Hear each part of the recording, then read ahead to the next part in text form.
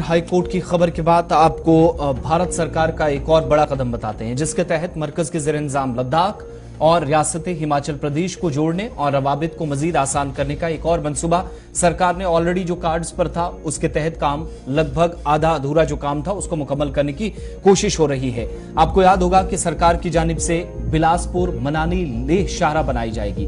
तकरीबन 500 kilometre railway track बनाया जाएगा और तकरीबन 500 किलोमीटर के आसपास इस रेलवे ट्रैक की लंबाई बताई जाती है। और आज के वक्त में जो इंपॉर्टेंट सर्वे था रेलवे ट्रैक का, वो सरकार की जानिब से मुकम्मल करने की बात कही जा रही है। और ये सर्वे जब मुकम्मल हुआ है तो हुकूमत के मुताबिक इस ट्रैक की कुल लंबाई 489 किलोमीटर होगी।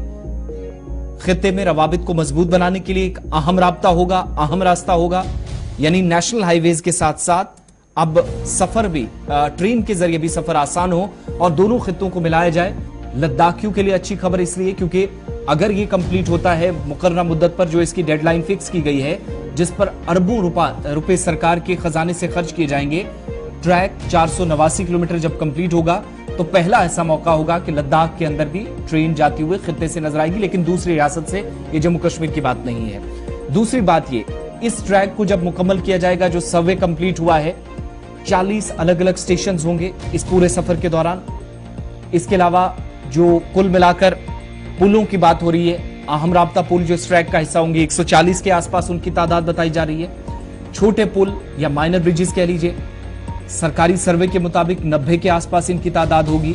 इसके अलावा जो अप्रोच रोड्स कहलाती हैं या अंडर रूट ब्रिजेस कहलाती हैं, 54 के आसपास तादाद इस मंसूबे में बताई गई है। और तकरीबन 270 किलोमीटर 489 किलोमीटर में से ऐसा रास्ता होगा जो टनल से ट्रेन गुजरेगी, जहां पर सुरंगें तामीर की जाएंगी।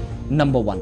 नंबर 2, तकरीबन 37 के आसपास ओवररोड पुल तामीर किए जाएंगे जब ये मंसूबा कंप्लीट होगा।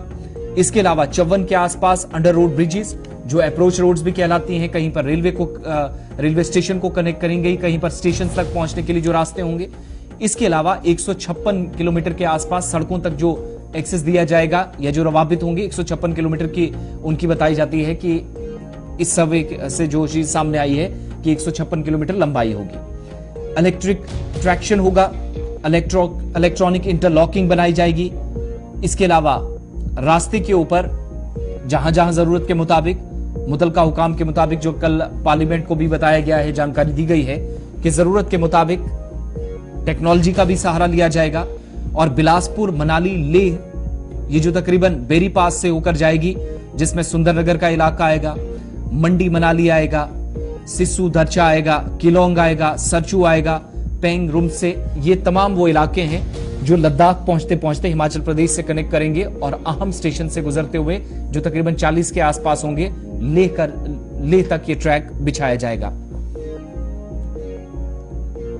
साल 2016-17 में इस मंसूबे को हाथ में लिया गया था और सर्वे रिपोर्ट के मुताबिक तकरीबन 55,896 करोड़ रुपए कुल लागत इस मंसूबे की है।